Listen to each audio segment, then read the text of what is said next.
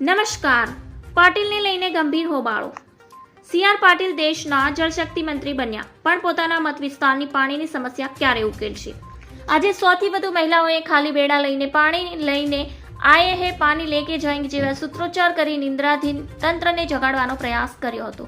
છેવાડાના માનવી સુધી પીવાનું પાણી પહોંચાડવું એ સરકારની મુખ્ય ફરજ છે અને છતાં પણ વિસ્તારોમાં પાણી નથી પહોંચી રહ્યું. નવસારી જિલ્લાના દરિયાકાંઠામાં વસેલા ગામડાઓમાં જૂથ પાણી યોજના દ્વારા પાણી પહોંચાડવામાં આવે છે. નવસારી સાંસદ સી.આર. પાટીલને દેશના જળશક્તિ મંત્રી બનાવવામાં આવ્યા છે, પણ તેમના લોકસભા ક્ષેત્રમાં વર્ષો જૂની પાણીની સમસ્યાને મહિલાઓનો વિરોધ કરવા મજબૂર કરી છે. આ સમસ્યાથી છેલ્લા 12 વર્ષોથી તેઓ મુશ્કેલી અનુભવે છે, જેથી તંત્રને રજૂઆત કરી થાકી આજે નવસારી જિલ્લા કલેક્ટરને આવેદન આપ્યું હતું, પણ તે પૂરતું ન હોવાથી આજે કલેક્ટર કચેરીએ જલાપુર તાલુકાની મહિલાઓ સૂત્રોચ્ચાર કરવા સાથે ખાલી બેડા લઈને પોતાની ફરિયાદ લઈને પહોંચી હતી. આ મામલે પાણી પુરવઠા વિભાગને ફરિયાદ કરી થાકેલા ગ્રામજનો સૂત્રોચ્ચાર સહિતના વિરોધનો માર્ગ અપનાવી કલેક્ટર કચેરીએ પહોંચ્યા હતા. મહિલાઓએ પાણીની જરૂરિયાતના પ્રતિકરૂપે ખાલી બેડા લાવીને સૂત્રોચ્ચાર કર્યા હતા. ધન્યવાદ. જય હિન્દ.